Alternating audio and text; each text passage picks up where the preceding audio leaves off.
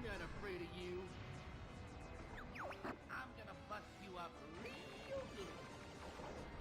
Your father helped me like that too.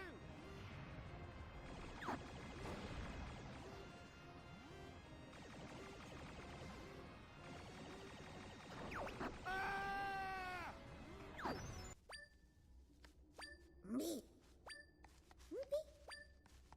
Beep.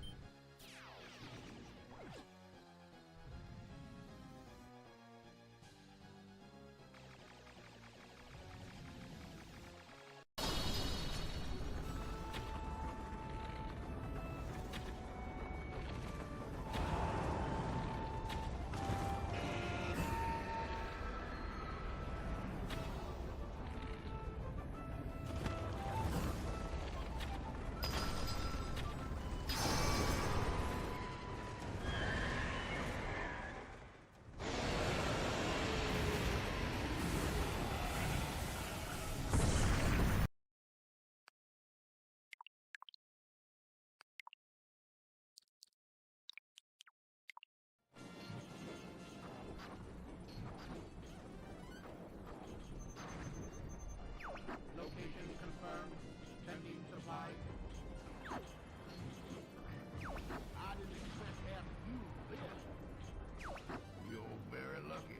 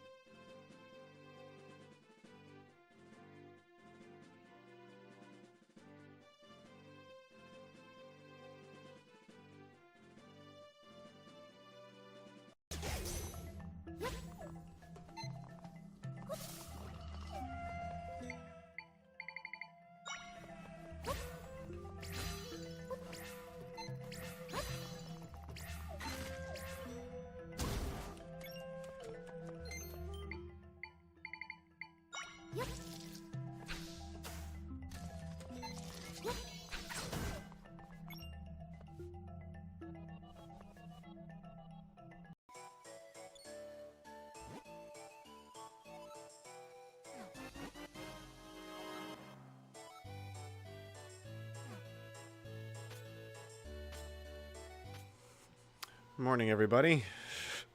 Sorry for the delay.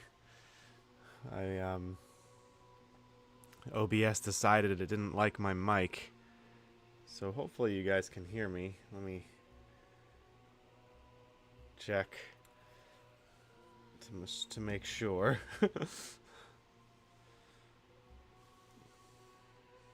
Okay, good.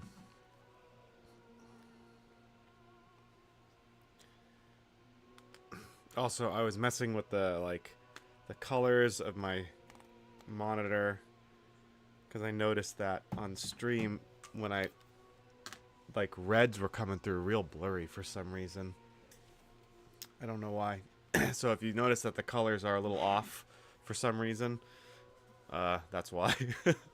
I gotta fix that. Awesome. Thanks, Eamon. Alright, yeah, sorry for the delay. Man, some things I can't even read. That's how bad my color saturation is right now. I just want to make sure that things are actually streaming where they should. YouTube looks good. X. How's X doing? Okay, X looks good. Let's bring that up. Okay.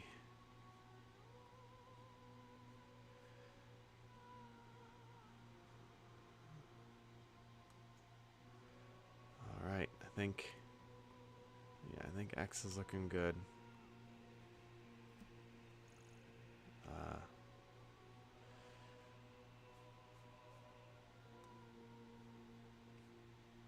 Just let me post the stream, and then we'll be good to go. I will make sure to cut all of this out of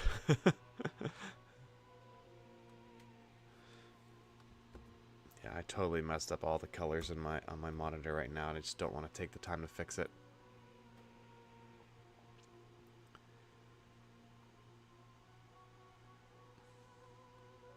Okay. I think we're good to go. For now, at least. Hopefully, Eamon, you're still with me. Streaming a few extra. You know what? I would if I could, but, you know. I'd have to have my kids playing in the background while I watch them, so don't want to really dox them and get everybody to know what they look like. Alright. Welcome, everyone. Welcome, Eamon. Yeah, so I had that chat with Nerdy Neo and this other guy named Dude, which was kind of funny. His name is Dude. And Lowest Expectations was the other one. So if you want to check out that talk, it's a pretty long one where we go through how we all feel about Metroid Prime 4. It's like 3.5 hours. I was up really late. That's why. That's why I didn't stream the other day. Yeah, the colors just seem off. Sorry, everyone. Let's see how the Soul Desert looks.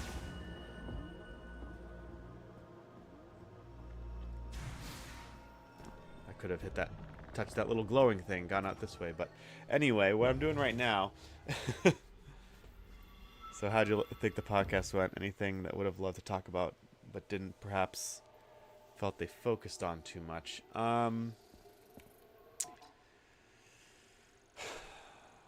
Maybe. I don't know. It's kind of hard in those settings. Like I'm still getting used to being a streamer in general and just talking. Like, you know, you're not here all the time, Eamon, so I don't have someone to talk to at all the time. I'm learning to just discuss things or what's going through my mind out loud. But when you're in a setting where there's like a round table and there's a lot of people. Take a moment. Feel the rhythm of the wind. It's kind of hard to know when you should like break in with your own thoughts versus let other people talk. If that makes any sense. So, you know, there are some things I would start to say, but then, you know, someone else would jump in, and I'm learning to. It's like it's okay to jump in on someone else's thought. That's fine. You kind of have to do that. You know, be aggressive. But, you know, we'll see.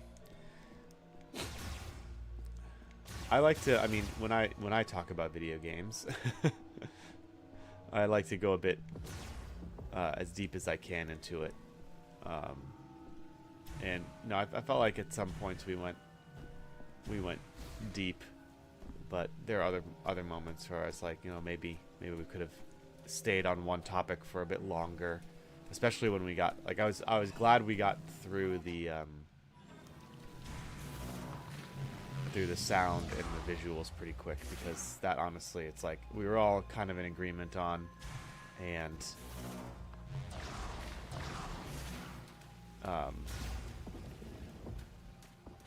you know, there really wasn't much to say there. But when it came to gameplay and story, you know, I would have liked people to describe a bit more, like, especially, like, dude, like, why he gave the story such a high score, or the gameplay such a high score, too. Anyway, it is what it is. It was fun. I like talking about video games, so... Just gotta think you're the main character. It's all about you, and how important you are, and how important your opinions are. Well, I mean, I suppose every streamer needs a little bit of that in order to be like, you know, I think I have something worth saying, and I think it's good, and people will listen to me if I say it. And every streamer needs a little bit of that, I suppose. And to extent, whenever you post on social media. Which, you know, kind of feels a little like self-serving, but, you know, it is what it is. Just so people know what I'm doing right now, I am doing cleanup right now in this game. I have gotten all the mech parts, and now I'm trying to find the last crystals. And there's no more crystals on my radar, but the thing isn't filled up yet. And I learned from someone else's comment that sometimes the crystals can be hiding in some of the shrines. Like, if you miss, like, one sliver, it won't show up on the radar. So that's why I'm revisiting all the shrines.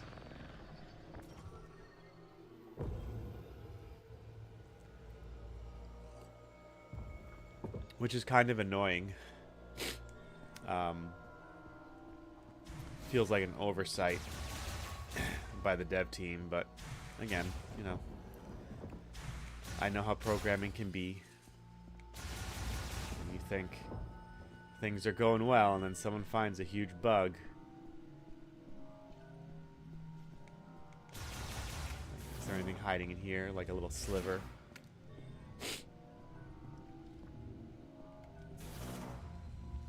No.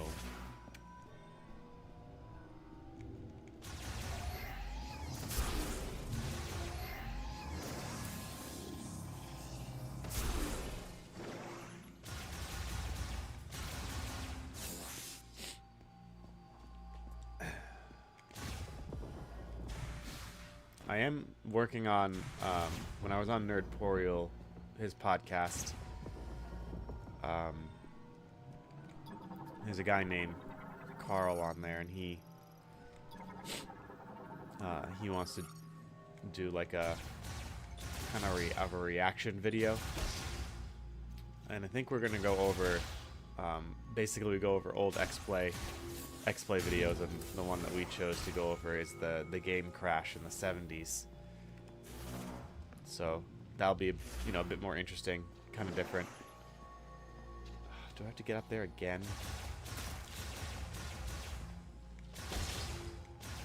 Okay, so I gotta go around there. There. No, not that way. That way.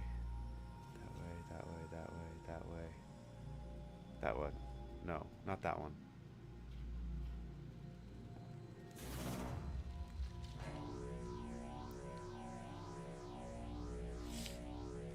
No.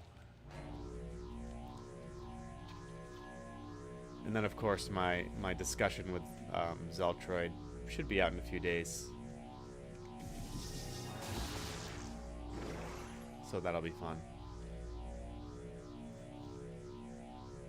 I do feel like I'm, you know, starting to really, you know, build a community, which is nice.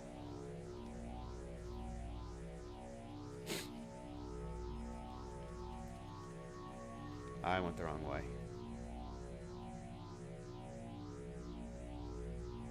I think it was this way.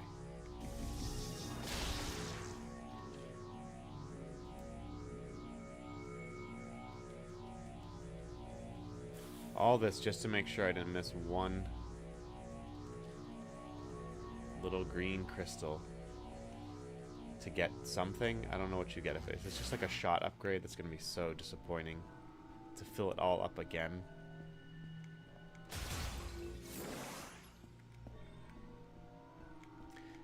Crystals. Crystals. But yeah, I think at this point I'm done with this game. I'm ready to move on. You know, I'm interested to fight the last boss and see how hard Silux is, but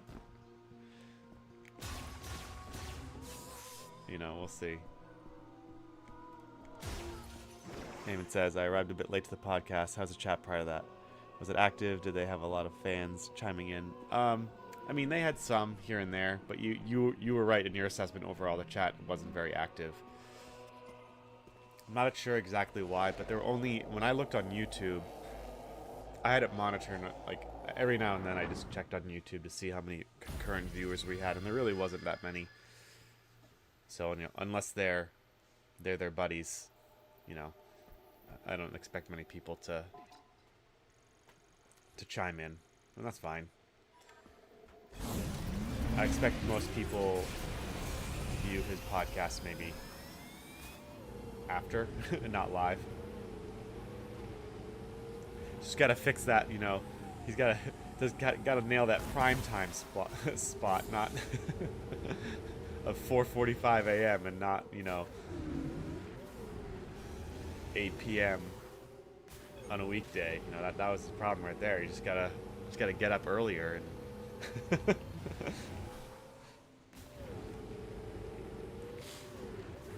I'm always shocked when I see Eamon, I know you now, so it's like I expect you to be here. But when I see like there's other people watching, I'm like, who is watching this stream at 5 a.m. on a Saturday? If you are watching the stream, say hi. Leave a chat. You don't have to say much. Saying hi would be nice. Just to know, you know, you're a real person and not like a bot or anything.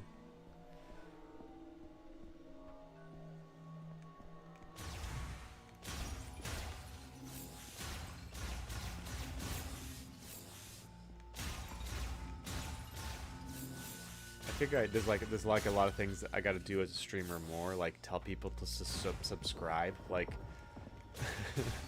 like YouTube. I click that little like analytics button every now and then just to see how my channel's performing, and they're like, "Are you telling people to just subscribe on your content?" I'm like, "No, why? I feel like that's a no-brainer, but apparently, you know, you gotta say that. So if you're watching and you enjoy this, please subscribe. That'd be nice."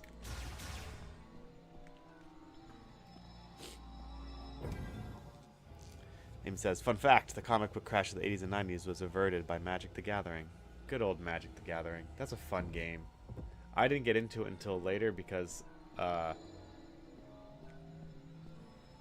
was playing Pokemon.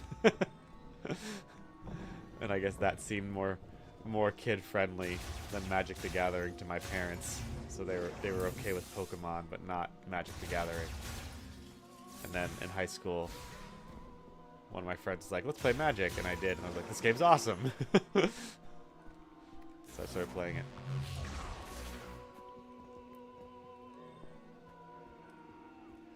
There was a time when I thought that a game crash could happen again, given by the amount of games that we have being made every single year, but I don't know. Don't know. Did you remember to make sure notify your subs button is off when you submit a YouTube short? I did remember that, and I looked, and I hadn't seen anything to notify my subs. I'm pretty sure I turned it off. I feel like I've been getting decent views on my shorts for the size of my channel, so maybe it's working. I'll double check again. But the YouTube algorithm is I feel like I don't feel like, I know every social media platform has a different algorithm. Depending on who you talk to, they'll give you different rules for it. Like when uploading shorts, they're like only do 3 to 5 per day, and make sure that they're spaced out by about an hour. But then if you do that, you can't link them together properly. You have to wait for them to air, and then you can make it like a related video or something like that. And so I've been going back and forth with it. Sometimes I schedule them and release them an hour apart. Other times I just put them all up there at once, and I haven't really noticed a difference in the amount of views I get.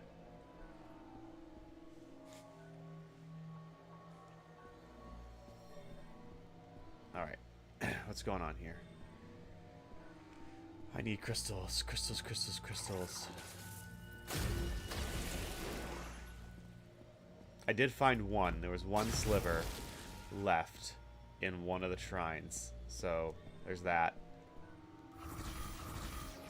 But I'm just trying to be safe because I don't want to go all the way back to Miles just to find out that I gotta go back out into the back out into the Soul Desert again. This is like, okay, I loved as a kid playing through Donkey Kong 64. I thought that was a really fun game. I dove all into the collectathon, you know, because I think as a kid, your tolerance for that sort of thing is a lot higher.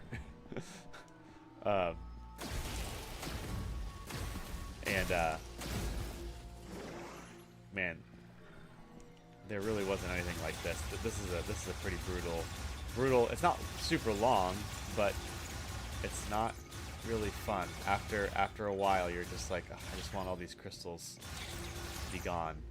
Just give them to me." Any crystals hiding in here?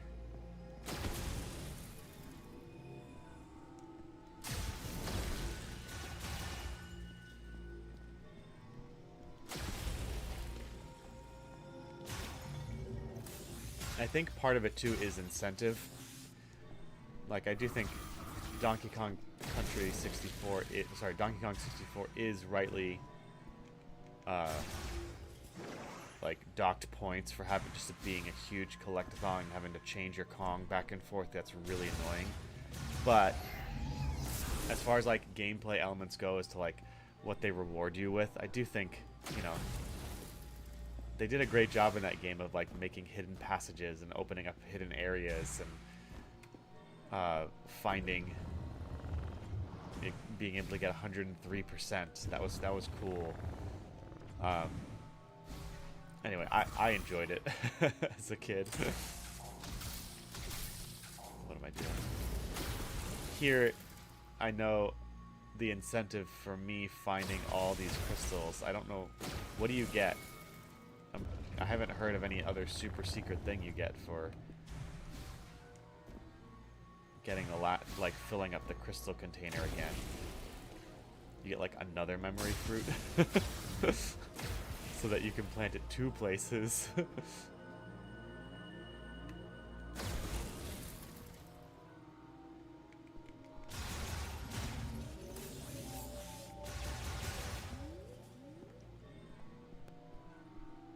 Okay, I think we're good.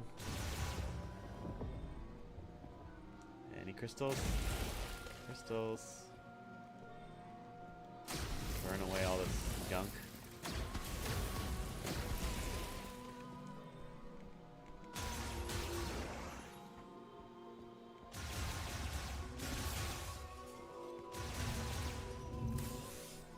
Okay.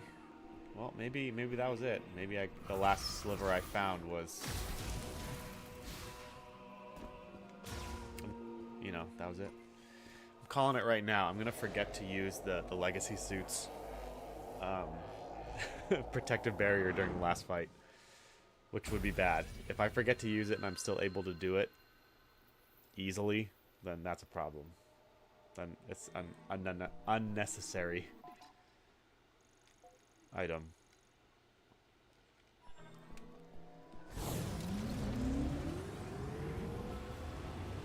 There is sort of a game crash currently happening at the moment. Even Steam has reported 8% of their players spend the majority of their playtime playing old games. Yes.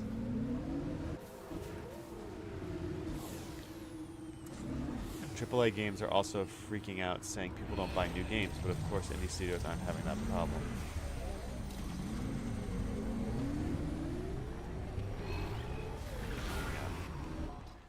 AAA games are also freaking out, saying people don't buy new games, but of course indie studios aren't having that problem. Well, I mean, the majority of indie studios probably are.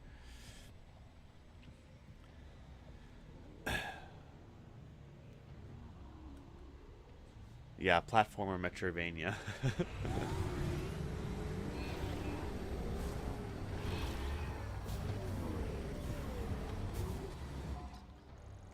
Okay, I'm gonna go. I think I started with that one. I'm gonna check this last one out, and then we'll go back to Miles, because then I might have it. I might have the last.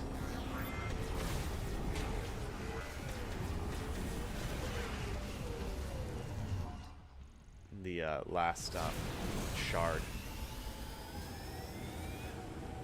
Don't know if we're gonna beat the game today, depending on how this goes, but hopefully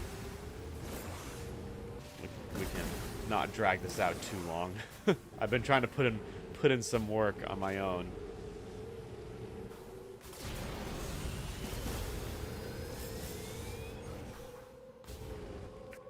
Where am I? Okay, good.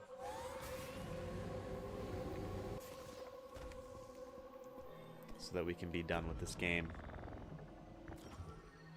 Did you see Fleckazoid bit on Resident Evil Requiem? No, I haven't. I've been actively trying to not look at Resident Evil Requiem stuff. I'm that type of guy, that type of gamer. I did the same thing for Breath of the Wild. As soon as Breath of the Wild was announced, I actively did not look at any videos. I didn't know, like, I hardly knew anything about the game by the time it came out. It also helped that I wasn't really online a lot during those days, so... Oh, yeah, okay, I've done this one. I looked at this one already. There was one crystal in here that I found. Okay, we can get back out. But, you know, if it's news related, it's not a guide or anything. Just making fun of the trailer and... Okay, yeah. Okay, maybe I'll look at it then. I do love that Leon Kennedy is back. He's one of my favorite video game characters. Ever since I played Resident Evil 4, I was like, this guy's the man.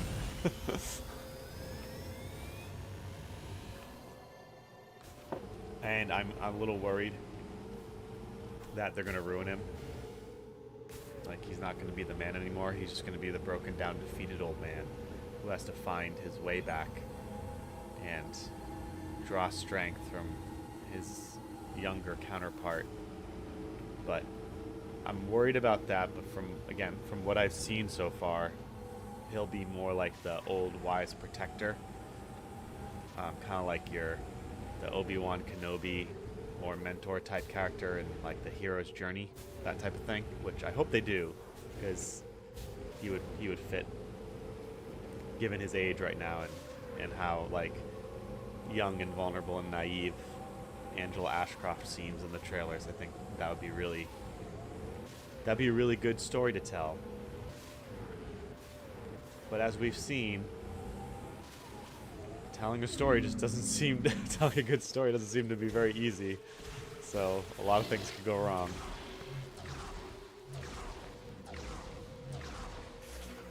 Like, I love Resident Evil 8, but that story, man. Chris's actions don't make a lot of sense.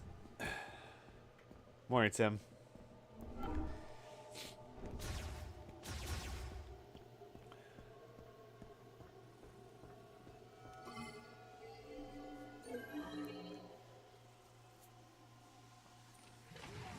Yeah, we've got to the point now where I've said all I need to say about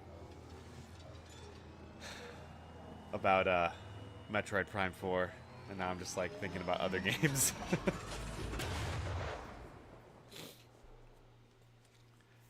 I feel like my shorts are a good like summary of everything.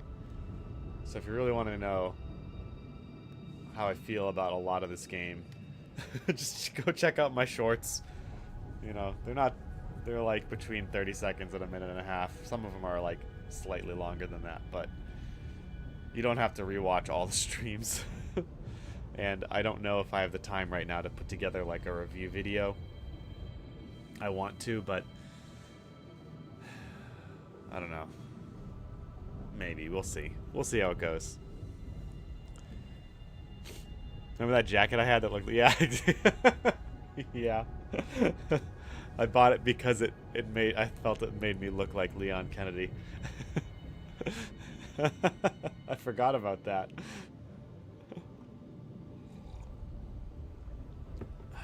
I missed that jacket.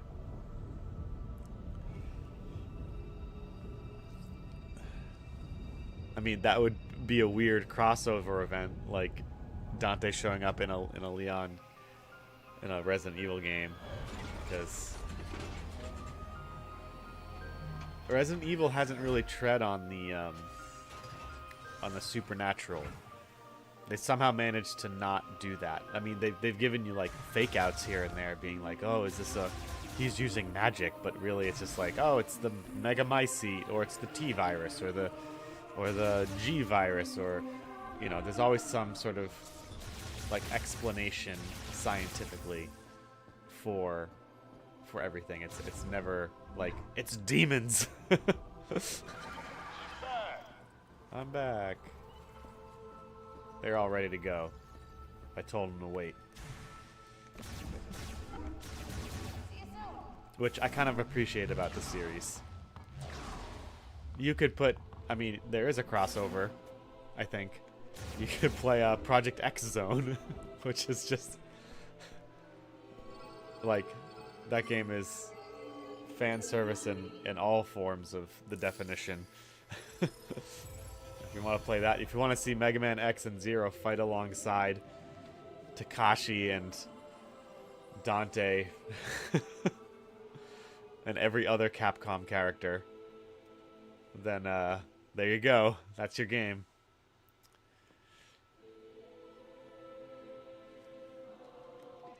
Are you serious? Do I need... Oh my god. Like, where is it? Where's the last crystals? I don't know. Is it in here somewhere? Alright, okay. I gotta find the scout bot. I don't think I've gotten everything in Fury Green.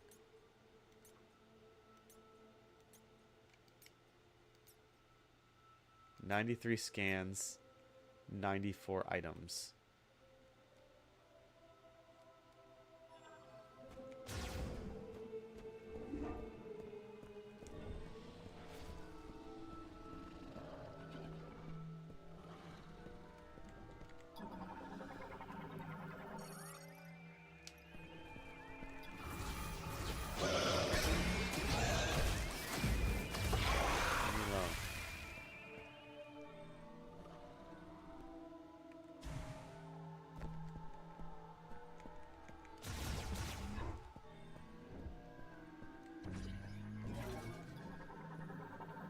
I scanned all these.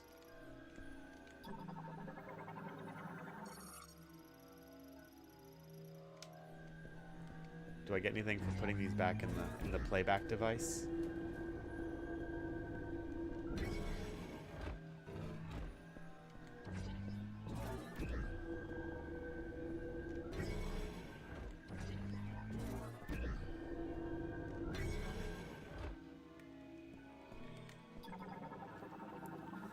Did I get the ones at the beginning of Fury Green? I thought I did. Someone look up where that scout bot is.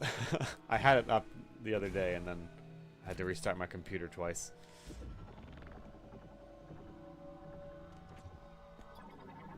Do these count as scans too? I thought I scanned all these guys.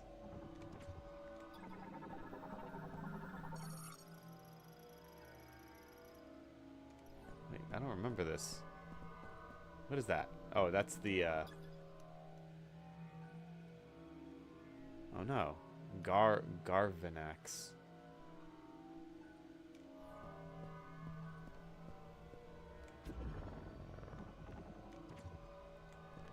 There's, Flagra. I mean, Carvix.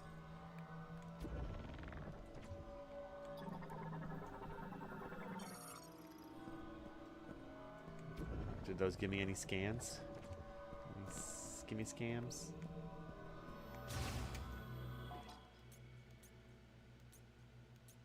No. I guess I can look and see which ones I'm missing. Alright. Okay, we got all the Galactic Federation. Psylux, I imagine Psylux is one of these. And maybe his tentacles? Hopefully I'm not missing one from the beginning of the game, because that would suck.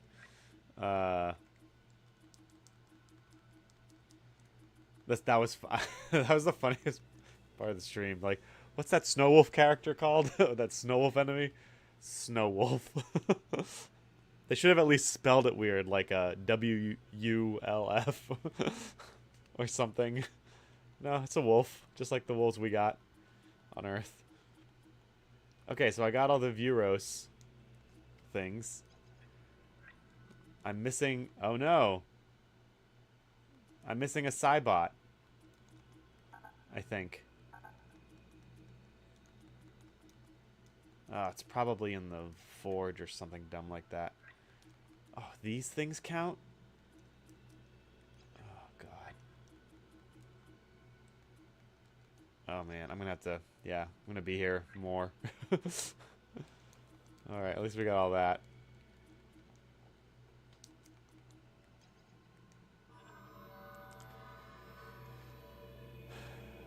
Is that the one who defeated by... Oh, maybe. Yeah, maybe it was defeated by the Omega Griever.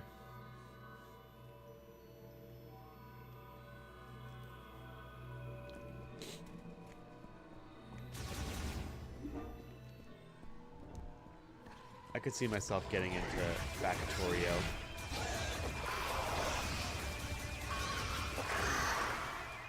But then it would suck up all my time. Alright, hang on.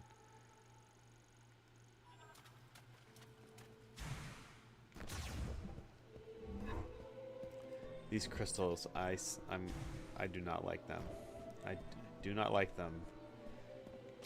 Sam, I do not like green crystals. Okay,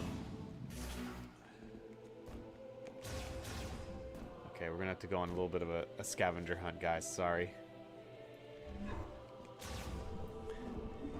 One of my concerns with me streaming now and using like pretty much all my game time to stream is like if I were to get into a game like Factorio, I'm pretty sure I could spend a lot of time on it. and oh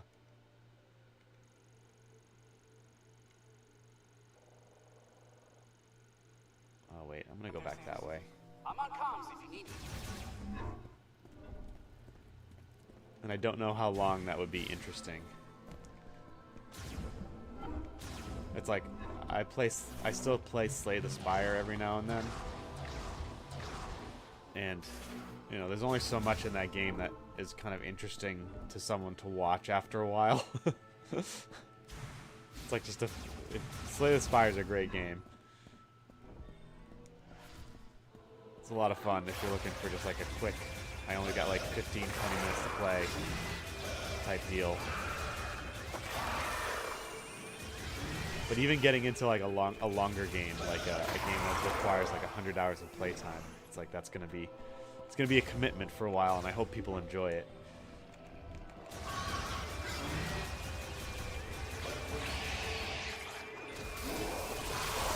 Disintegrate them. Tell me things. Why are there two statues that were? Okay. Every statue.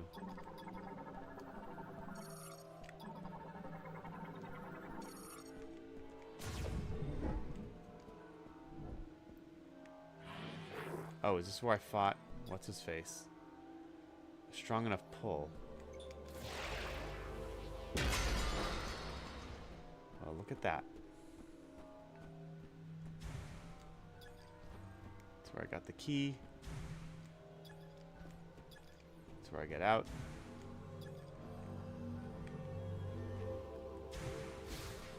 Anything hiding back here?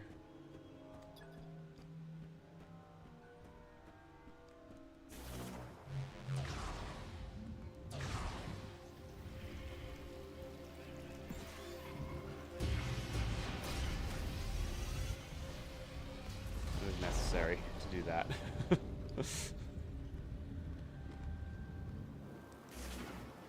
Yeah, see, those are the crystals. And there's a ton of bees here. They don't know what's about to hit them.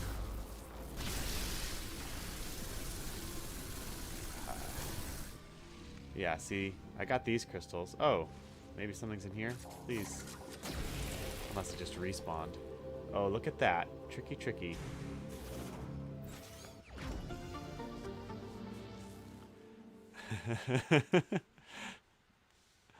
Don't know if I can commit to that, Eamon. Head back toward the quiet clearing. If there are, you should come across them. Am I in the quiet clearing? I'm in the jungle path. Yeah, maybe they're there. So I got these.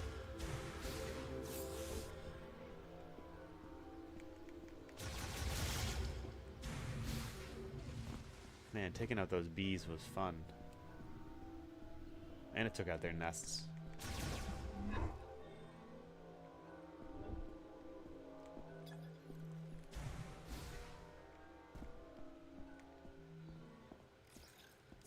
Okay. What am I at now for items? 94%.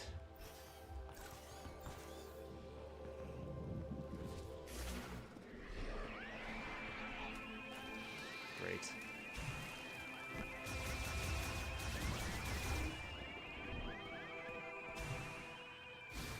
All right. Here we go. Back into Fury Green.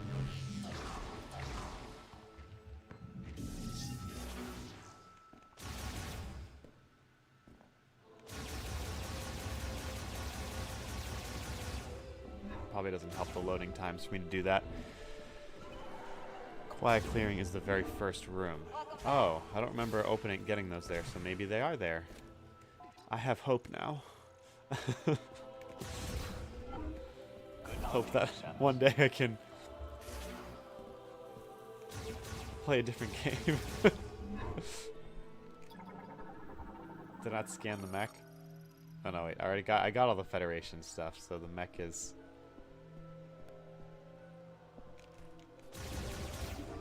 Wait, is this mech like... Why couldn't we use the part... This mech looks fully together. Why can't we use the... Why do we need to put together the other part? Oh, maybe like we just need to scavenge parts from him. Oh wait, maybe that is the mech and it's just together now. Because I teleported all the parts together. Okay. Alright guys, I don't have time for you. Oh, look at that. Did I... Oh, I already did that. Ow.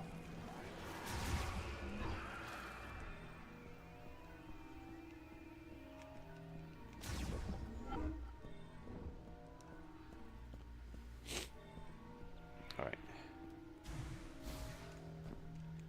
Tree. The tree of life.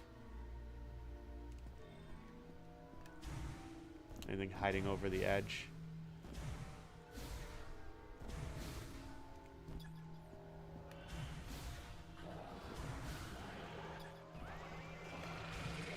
That's what I would do. I would hide something underneath.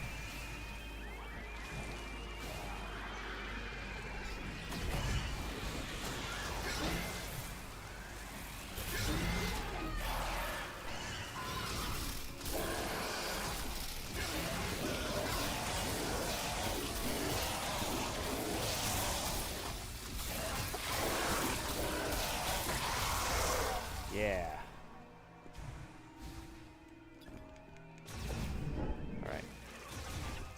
These guys only show up here, I think. They're only here.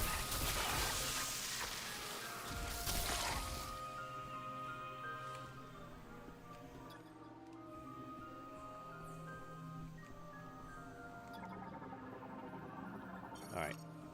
Psychic bomb.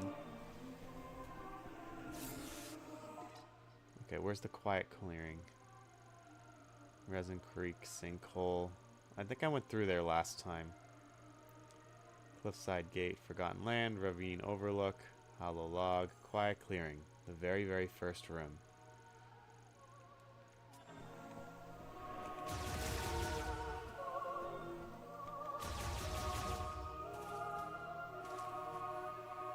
Sorry, there aren't any in that room. This is where I think the game should offer something that shows what you're missing and where it is on the map. Silksong did that with the roaming flies. Oh yeah, yeah. At some point, you can pay to have the fleas. Yeah, the fleas. uncovered and marked on your map.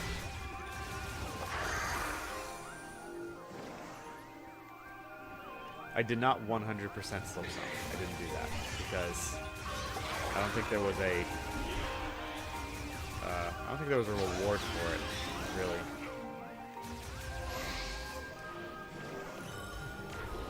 No, what am I doing?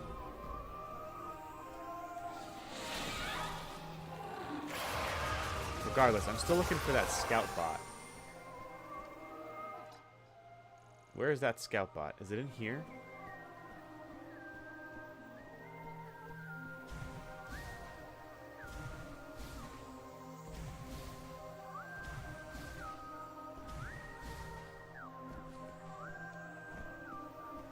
Wicked Dock. That'll make me feel better if I get all the scout bots. Okay, but on your way back, there should... Back there, you should find... Okay, that's what I... Yeah, that's what I thought.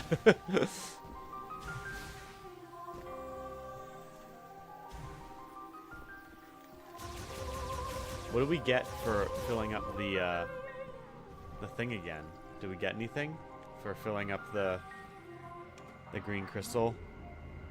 Anybody know?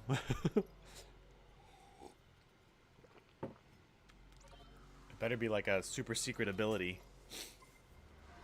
That's the only thing I could think that would make going through this worth it. Other than the ending. See, that's the thing. Like, back in the day, pre-internet, like, a secret ending like that, there wasn't, you know...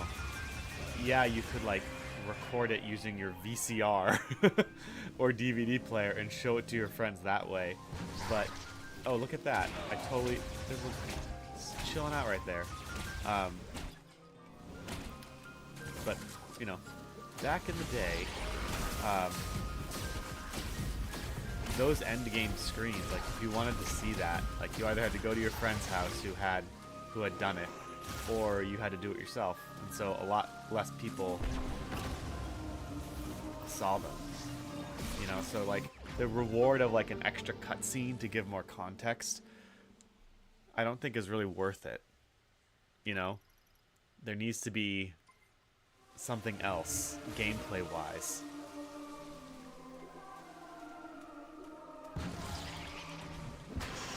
To make the trouble you're going through worth it. Because as it stands right now, it's like, I have already seen that extra cutscene. I'm just doing this right now because I'm stubborn and and I want to 100% this game. That's really my only incentive to do so.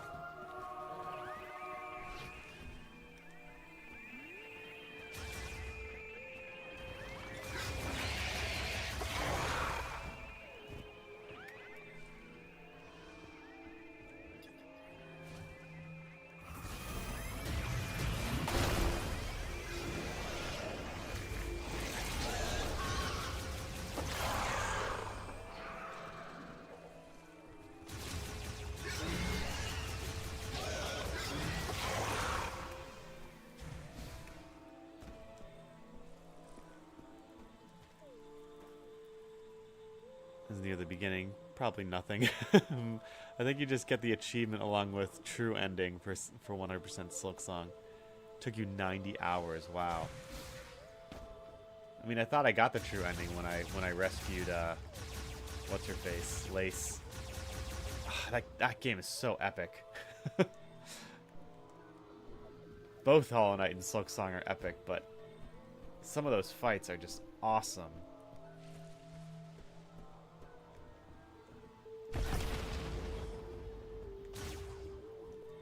And I love how they just don't apologize for being difficult. They're like, you know, oh, if you find it hard, just go explore some more. Find some new... and, like, even, like, the stuff they give you, like, when you explore, like, yeah, you can increase your health, but really it's just... You might find new crests or whatever they are. And... you just have to adjust your tactic when fighting a boss, but sometimes you just can't do that. You just gotta get good.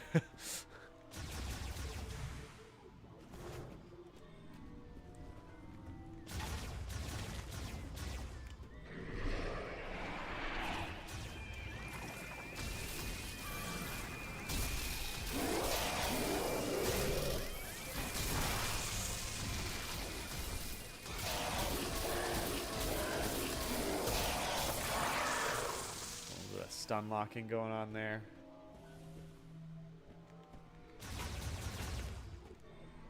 Here, Scoutbot.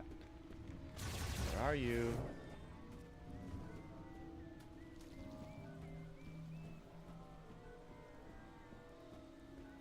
There's an item there. I got that last time I came here.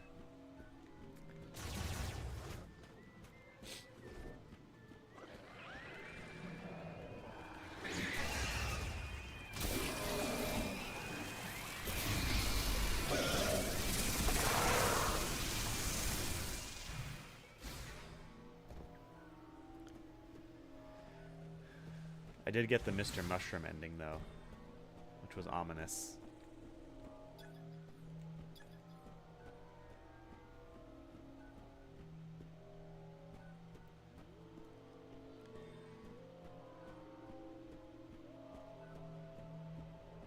I think, okay, something else to say about this game, as I try to figure out why it's not a great game.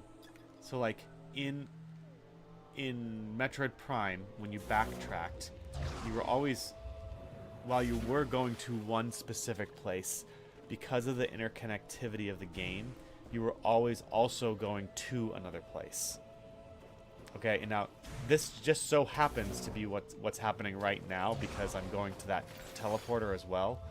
But in other areas of the game, you don't have that. Like, if you want to go into the Vault Forge and explore, you got to go all the way in and then all the way back out. And it becomes more of like a, you know, if I go there and there's nothing there, I just wasted a bunch of time going in, and now I got to waste more time going out.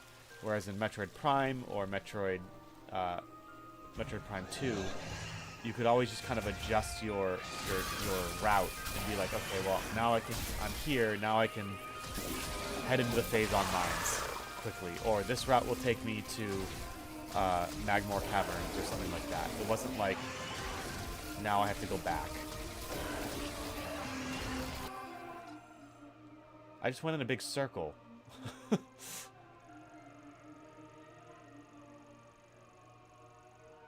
I went the wrong way. I'm sorry, guys. Okay,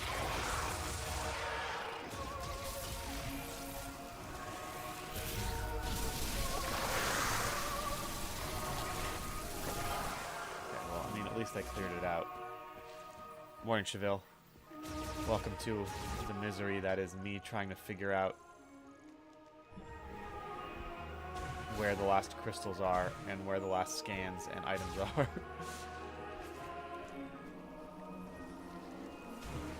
Bees? More bees. I don't like bees in here. Anybody get that reference? Alright, we're back in the very first room.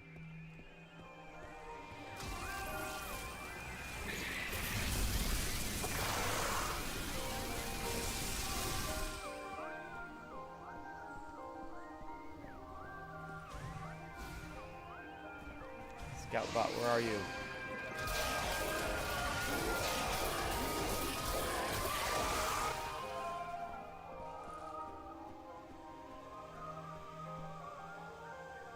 No, I did not find the Scoutbot yet.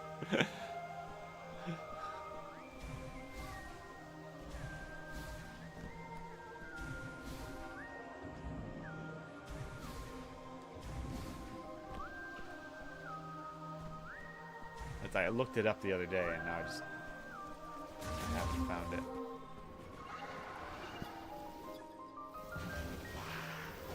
Plant monsters smacking me in the face.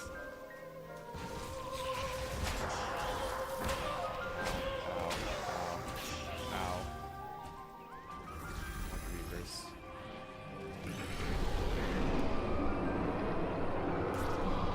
Boom, boom.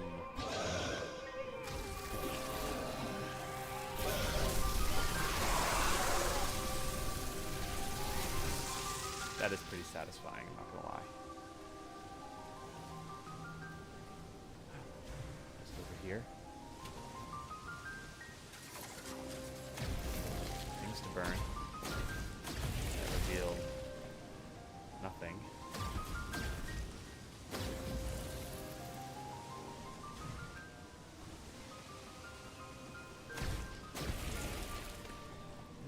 Nothing in there.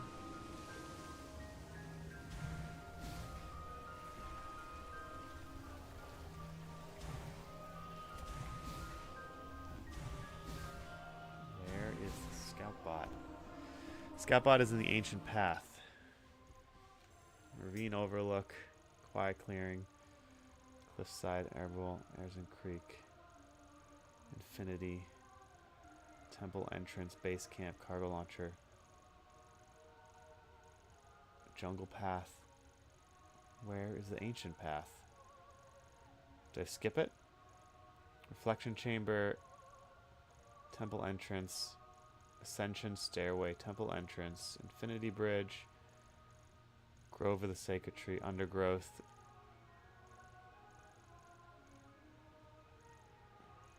sinkhole, resin. Oh. Oh. I'm not too far. Okay. Thank you, Cheville. And that's another thing too. If I care a lot about a game, I will be like determined to do it myself. Like not looking up guides or anything. I don't think I looked up anything for Silksong. Just because like I wanted to figure it out on my own. But when it gets to the point in the game where I think it's being a little ridiculous with its secrets, and you know I find myself not caring a lot about it, then I'm okay with people telling me what's going on. Oh my, what? Did I just not come in here? I did. I just didn't come in here. It wasn't even hiding. Oh man.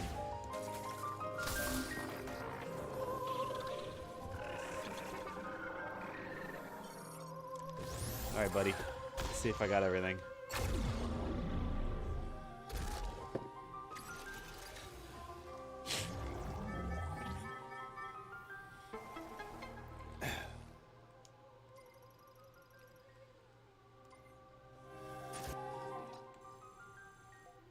Yep, I think we cleared it out pretty good.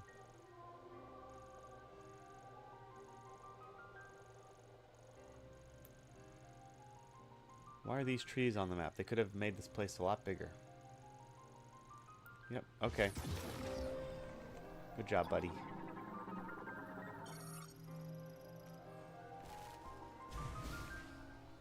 Did that add to my scans at all? I don't know.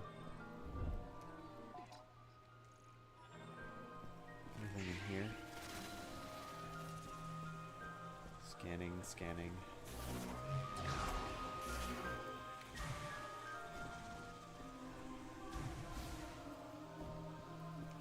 Nope. Okay, good. Alright, where are we at now? We got 95% items. That's just ridiculous. I have no idea what's going on with that. I got all the research. I'm missing one Lemorne data log, which I assume is in...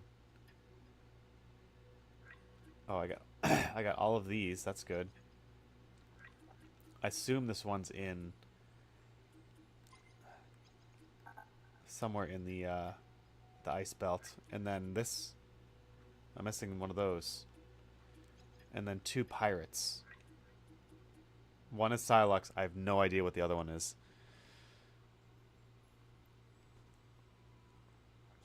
In terms of game design theory, what are your thoughts on No Rest for the Wicked wanting to redefine ARPGs?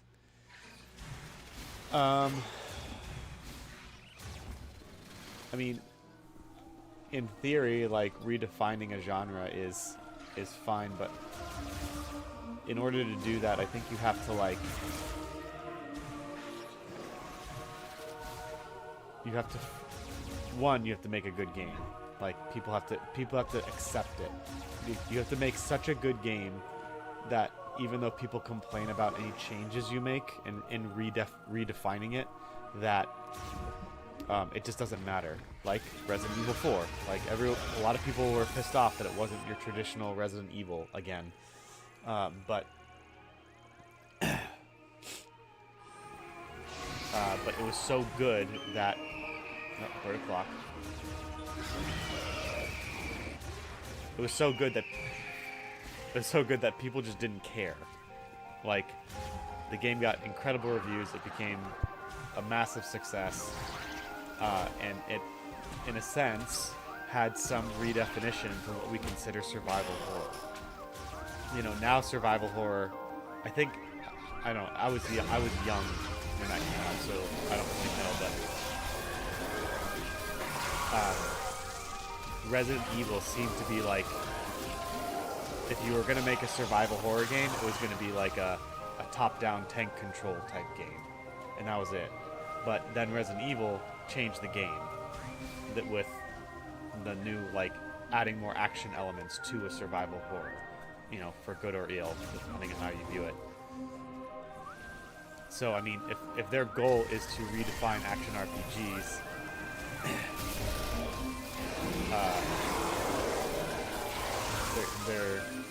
and they change too much about it, and it upsets people, like, they're gonna have to fight against that. I think action RPGs are a bit, I don't know, how would they... I'd have to look it up and look at some gameplay, because I haven't played No Rest for the Wicked, but I've heard it's fun. So I'd wonder how would they change it? Like, make it more RPG elements, make it, like, more difficult, or... I don't know. It all depends on how they're changing it, too.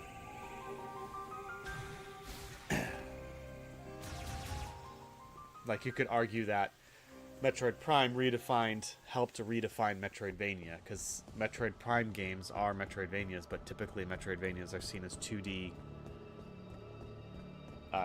side-scrollers, which I think even that people would be upset at me saying. Some people would say, no, Metroidvania is always 2D. And Metroid Prime is more like a 3D platformer with Metroidvania-like elements.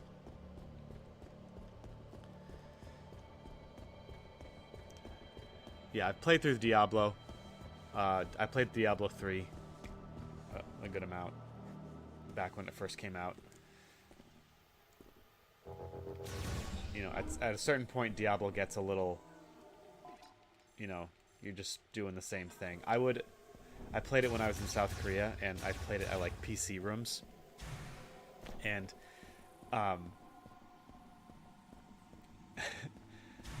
because people, you know, the PC rooms, they got, like, high-end computers that you can play with any game that they have logged on to them. You just pay, like, $1 an hour, and then you can do whatever you want. And, I would see people in there. And, you know, some of them are quite nice. Some of them look like a dark, dank basement with neon lights, and it's like, this is weird. But then others you go in, and it's like a nice coffee shop with, like, soft lighting, and you can get, like, ramen noodles and play your game at the same time, and the chairs are really comfy and all that fun stuff. But in all of them, if you go in late at night, you'll see people sitting down at the computer, asleep. Asleep at the chair, while their character just is on autopilot, like, grinding things out. And just killing enemies on its own. And they're paying $1 an hour to do that. I'm not saying Diablo gets to that point where you can just let your player go on autopilot, but I'm pretty sure, you know, if you get good enough, you're gonna have to grind things. So I don't know how No Rest for the Wicked is gonna change things, but you've piqued my interest. If you have any articles or anything, or YouTube videos to see what they've said, I'd be interested to see them.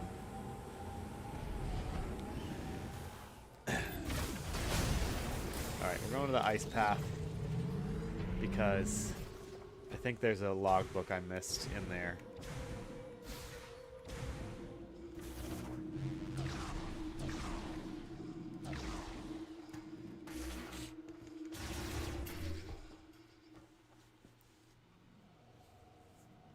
Yes, please do. I'd like to read it. On a side note, you've reminded me of a pet peeve I have when people say like, oh, genres don't matter because they're just words and everything is a mix of other genres. It's like, well, no. See, words have definitions, and definitions that we kind of all agree upon, and they, you know, they help us define things as to like what we're talking about. It's kind of like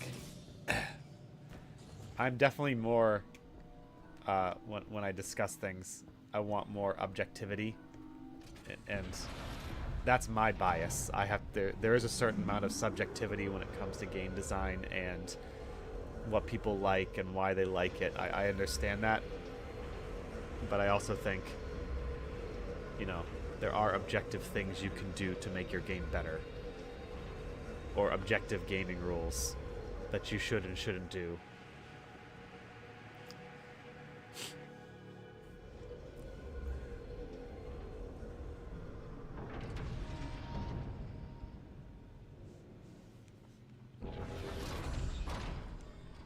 And with like these larger games though that, you know, have great graphics, great music, and are more spectacle, it's easier to cover up the game faults. But if you were to like strip this game down to just its gameplay with like if you were to give this game horrible graphics or like no graphics and no music, would it still be fun to play? My guess is no. And I like, that would be it would be fun to play for to an extent, but after a while, you know, how fun would it be? And like, you could apply that to every game, I imagine, but you know, some games would last longer than others, I think, when it comes to like player retention. I don't know. Just some stream of thought there.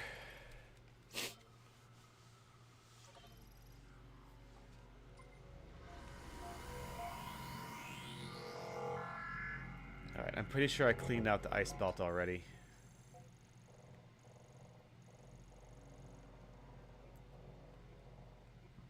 Now I'm just looking for that scan. Which I have no idea where it is, so we'll figure it out.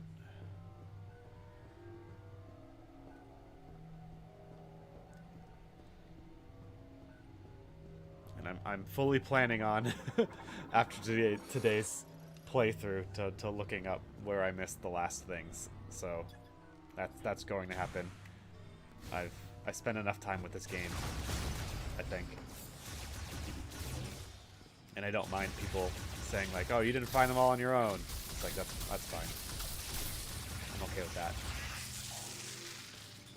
But when I play Resident Evil 9, that game, that series I care about, like, I care about Metroid, and had this game been better, I would have totally been all in with being like, no, don't tell me anything, I'm going to figure this out all on my own, I'm going to get 100%, I'm going to beat, you know, do all that fun stuff. But, you know, at this point, you guys know how I feel about it, so I'm okay just asking for help. Hopefully Resident Evil 9 will not be like that. I won't have that experience where this game is just bad and I don't care about 100%ing it.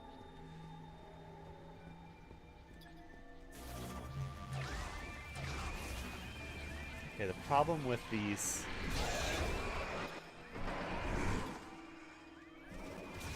scans is that there's no marker for it.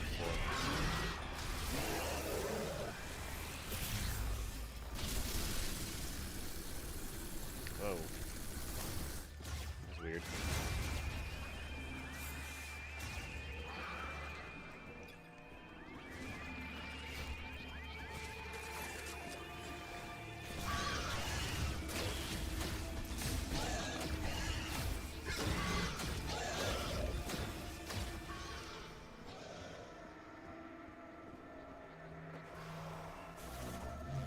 Comment, yeah, exactly. It might still be fun even if it was polygons. Yes, I agree.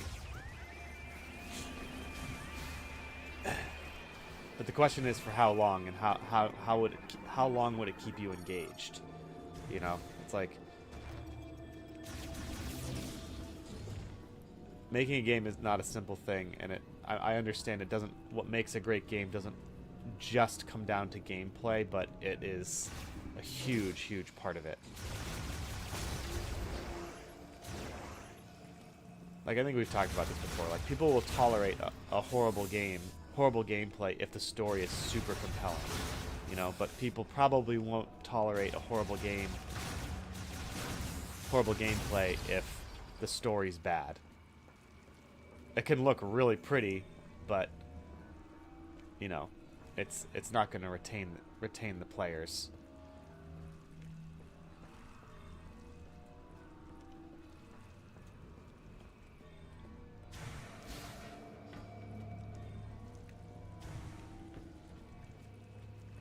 Think of like Geometry Wars. Remember Geometry Wars?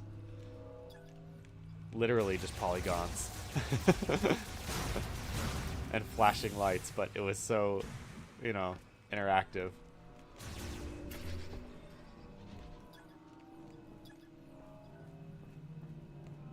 I wish I could use this. 6,000 rounds per minute, it says. It's ridiculous.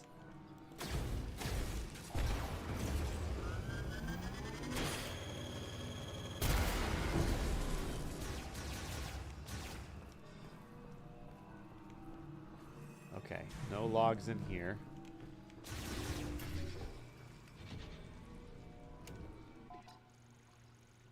It's probably in here somewhere where you meet view 995.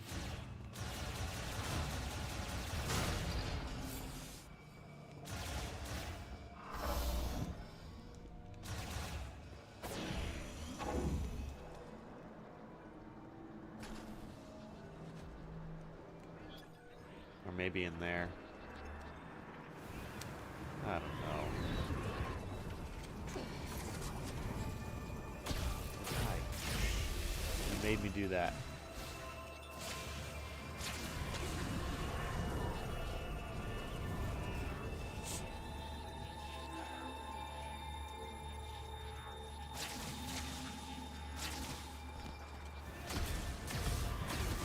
Damon says, reminds me of the whole if it doesn't have a gun or a ball, it's... Oops, I just fell off the edge. If it doesn't have a gun or a ball, mostly it's bad. It's a bad game argument, mostly pertaining to multiplayer games versus RPG players. On the flip side, RPG players make fun of multiplayer games by saying that they lack the cognitive skills to understand the story-based gameplay. Interesting. I think that comes down to more of like, that is something it's like preference, and do you like slower paced game versus faster paced games? You know, the RPG players, I mean the other players could be like, well, you just lack the fast twitch muscles in your thumbs to actually compete in multiplayer games, and you know, maybe that's true.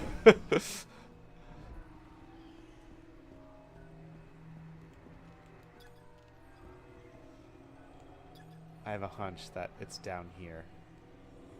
Could be wrong, though.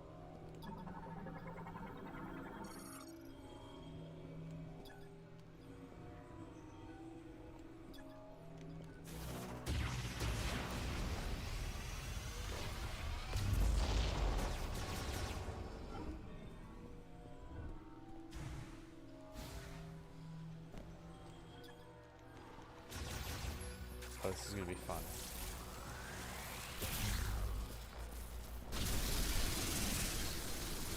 Vaporize all of them.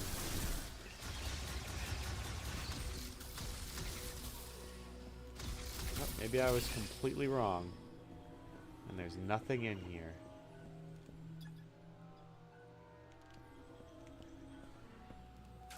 Oh, these respond too?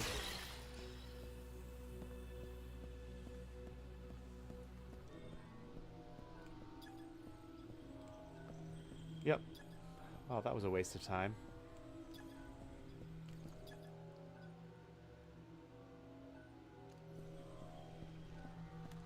know there was an item over here, but I got that.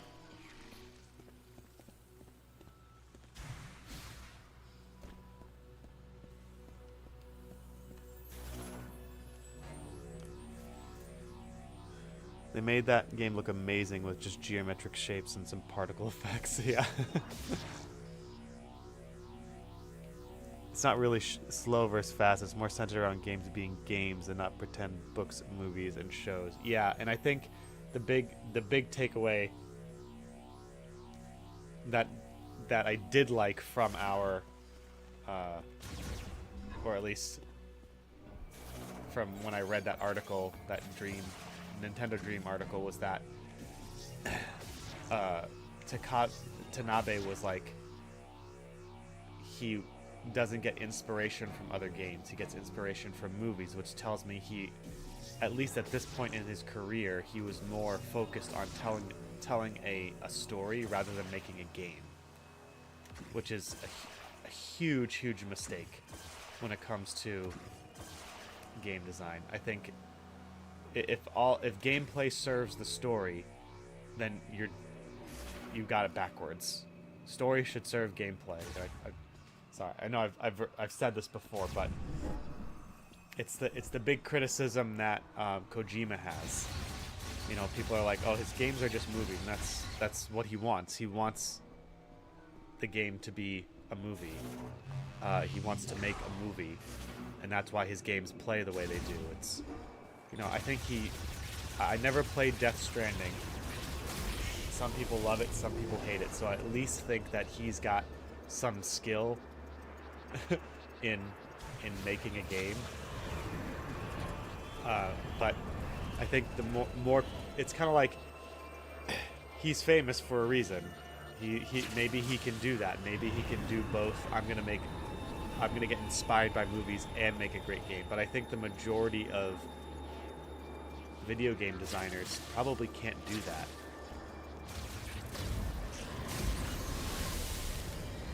Which is why he's famous and so many other video game designers aren't.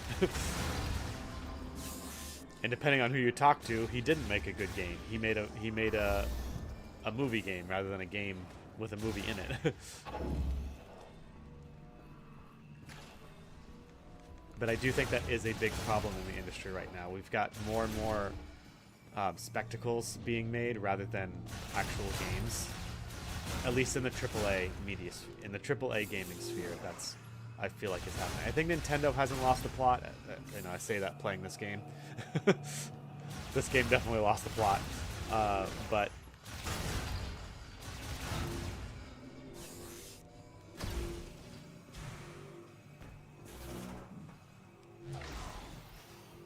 it's definitely an issue, because it just shows like a bit of a distraction that it makes people think that games, it might train people to expect something out of a game that you're not really supposed to get first and foremost.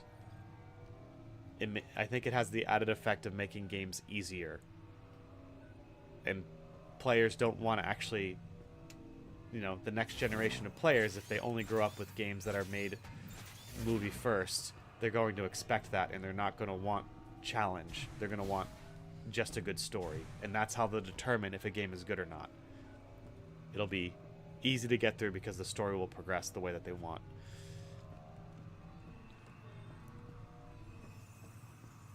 And then we'll get a whole generation of gamers that are averse to any kind of challenge. It's not like that now because of because there is still a lot of love for challenging games, but you know, I think more and more, if games go the route of being just interactive movies, we might see that.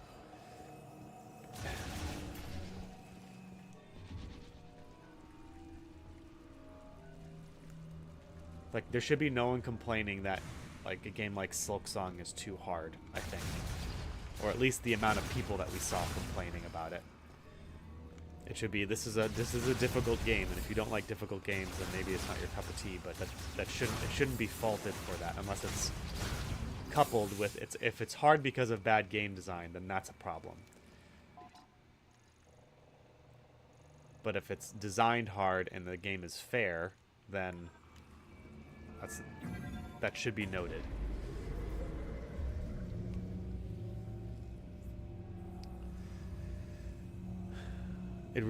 It's not really... Okay, you said that. Eamon said, funny enough, the extreme version of that argument from multiplayer gamers is acceptable by RPG players when comparing games they like to games like The Last of Us and Detroit Become Human, etc. Speaking of failed games, how did Highguard perform on its launch day? Started 90k players, dropped to 9k in 4 hours. Now it's dead. Yeah. Yep. I mean, I haven't played Highguard. I followed that discussion a little bit. I want to look into it more because it's another game that I think deserves some looking into as to why it failed. And it shows, like, just because you make a game look cinematic doesn't necessarily mean it's going to last. Especially a game like that. Man, the fact that people are still trying to make hero shooters is just baffling to me.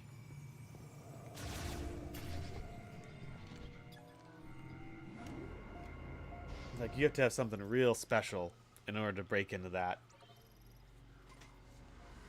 genre. Like, they even made it free and people played it. That I think if Concord was free, it would have had a similar spike. Like 90k players playing first day and then nothing.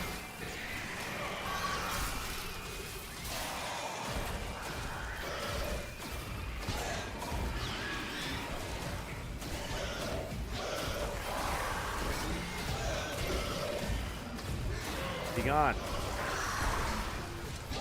Beast.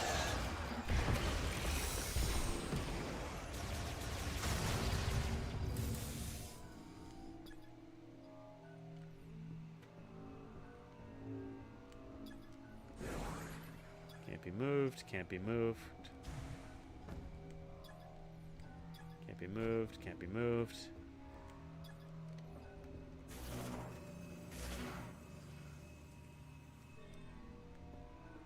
Give me lore.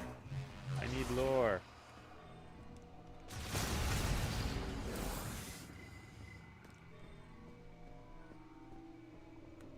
For what it's worth, I do think Highguard, from what I've seen, looks better than Concord did. So, there's that.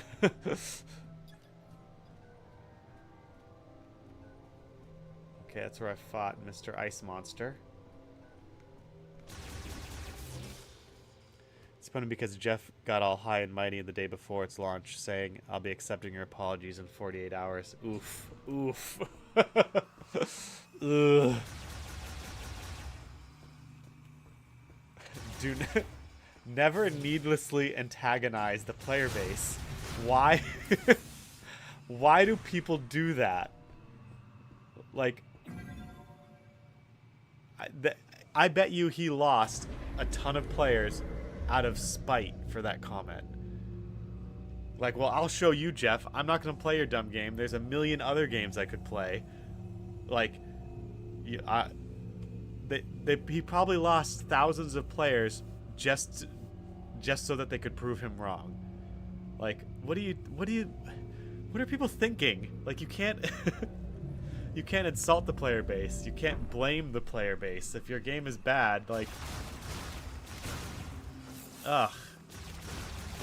It's, man, why do people say these things?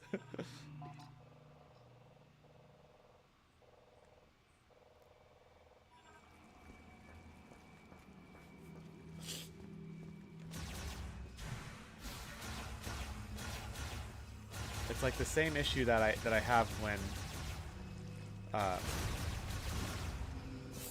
when games get... Can I get in there?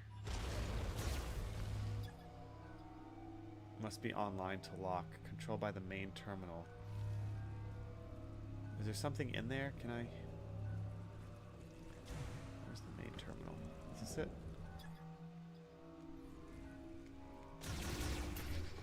Alright, how do I get down to the lower areas. That's what I want to know. I can't get in there again.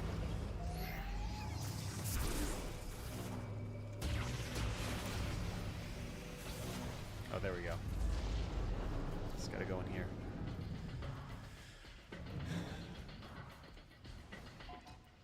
It's like when people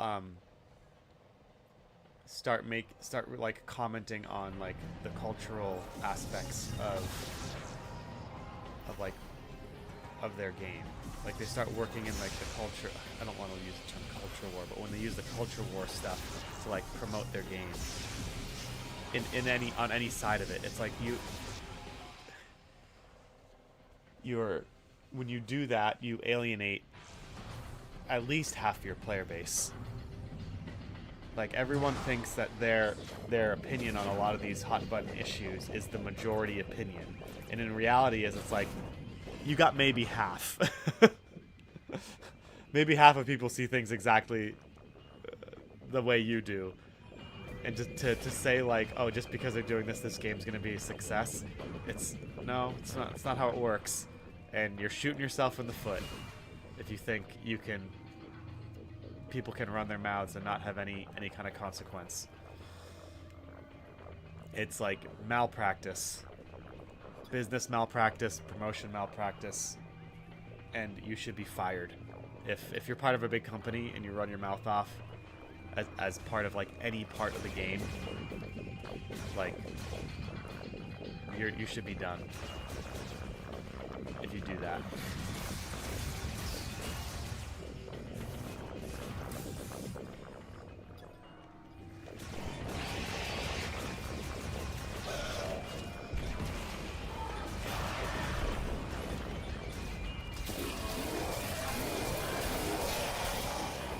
People don't understand that, and this has to do with storytelling too. People don't understand that if subtlety speaks louder than preaching.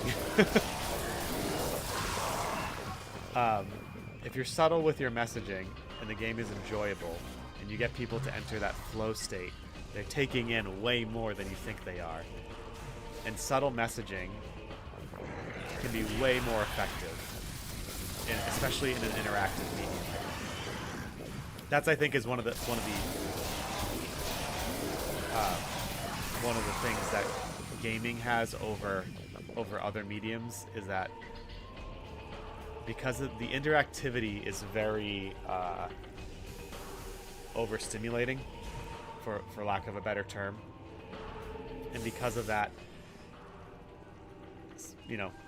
messaging that is not beating you over the head, I feel like can sink in more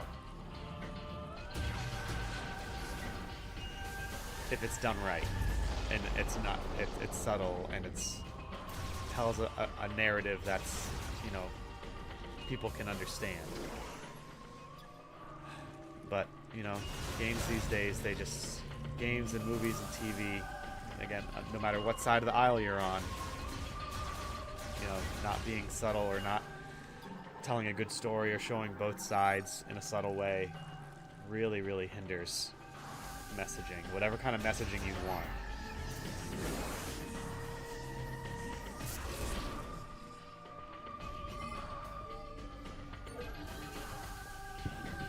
And like my motivation for saying that is, like, I've mentioned this before, like I grew up in a Christian home, and we watched all those cheesy Christian movies, and they were cheesy and they were bad because the most important thing for each of those movies was communicating the Christian message. It wasn't telling a good story. When the reality is, had they focused on telling a good story first, rather than hammering home a message, the message would have been better received.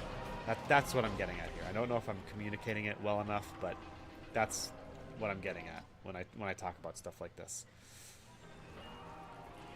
It's frustrating. We could have so many great games and so many great stories, but it's sacrificed to preach a message.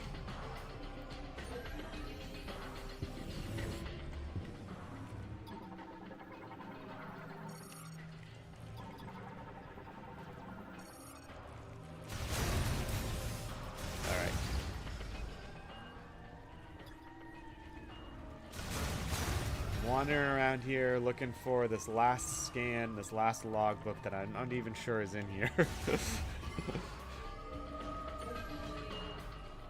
It's also really hard to be subtle and make sure people are really getting what you mean for them to get. And yet that's what they're scared of. That's why they overemphasize the message, is because at some point you have to trust your audience. And it's the same reason why there's so much that's why I think there's so much hand-holding in this game.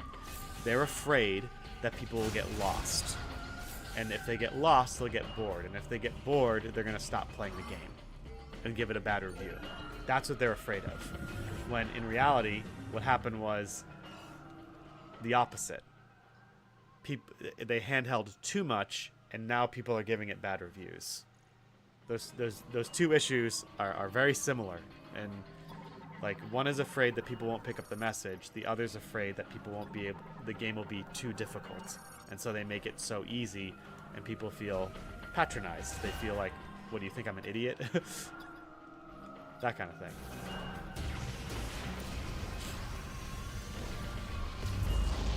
It's risky.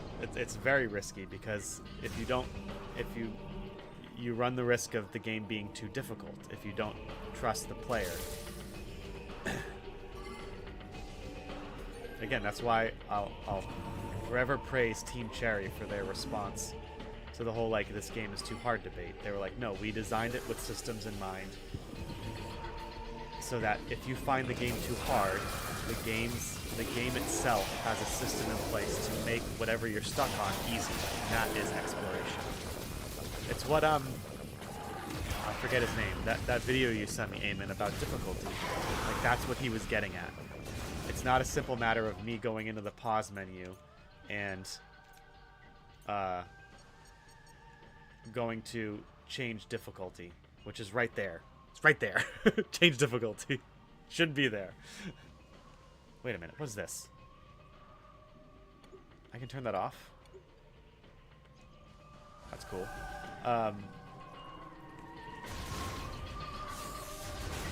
That's what he was talking about. It's like the game itself should present ways to make things easier. If you find a boss too hard or you can't beat them, go explore. In No Rest for the Wicked, I think he said it was, you get stronger, you find new abilities, then you come back to the boss. Like, a lot of RPGs are structured that way.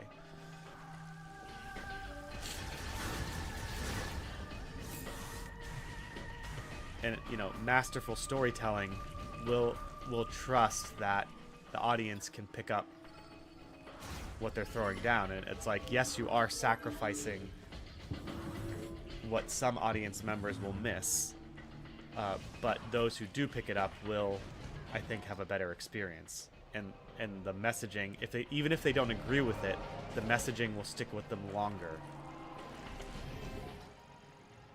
than had you just beaten them over the head with it.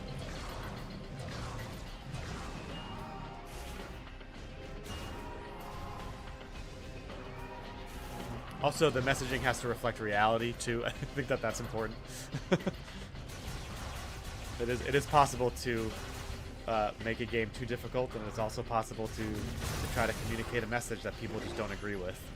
That's also a risk, no matter how well you tell the story or how well you make the game.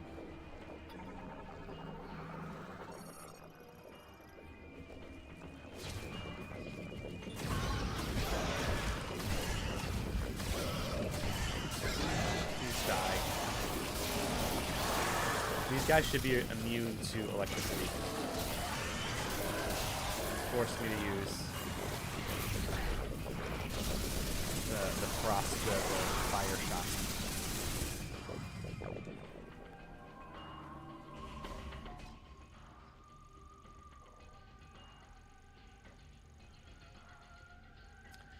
Alright, what time is it? 6:30?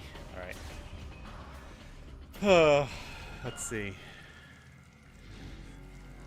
I think that's why it's rare to do it well. Yeah, it's hard.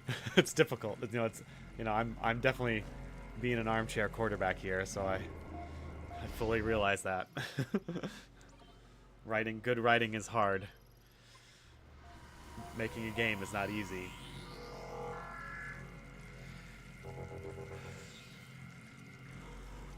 Ugh, man.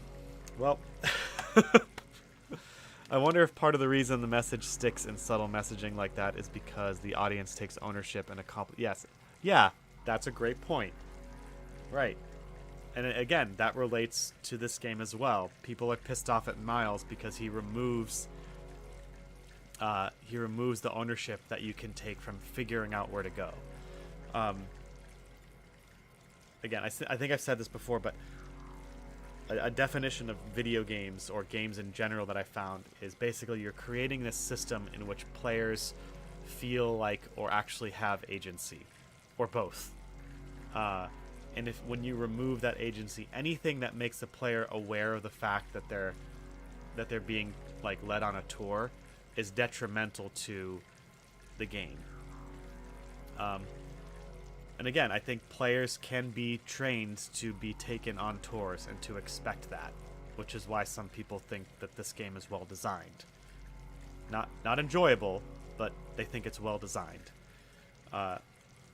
This game has a certain measure of enjoyability. The combat is fun, but to say it's well designed is another matter. So, anyway, that's a good point, Tim. Okay, I gotta call it here for today. Hopefully I'll have some time to play this later off screen. I can figure everything out, and then we can finish this thing off tomorrow. And you guys don't have to watch me wander around aimlessly. So, thanks for viewing the stream. If you're new, give me a like and a subscribe. I'd really appreciate it if you like the game discussion going on, or the gameplay. Hopefully it's interesting as well. Coming up, we'll finish this game off as soon as we can, and then I'm toying with some other ideas of games to play in the meantime while we're waiting for Resident Evil 9. Metroid games will always be played on Mondays from henceforth, just to kind of keep Metroid going. I like Metroid games, which is why I feel like I need a little bit of a palate cleanser after this one. So thanks for watching, Chevelle, Tim, Eamon. Thanks for hanging out and chatting. It's always a great time. Everyone else, I'll see you all tomorrow. Have a great day.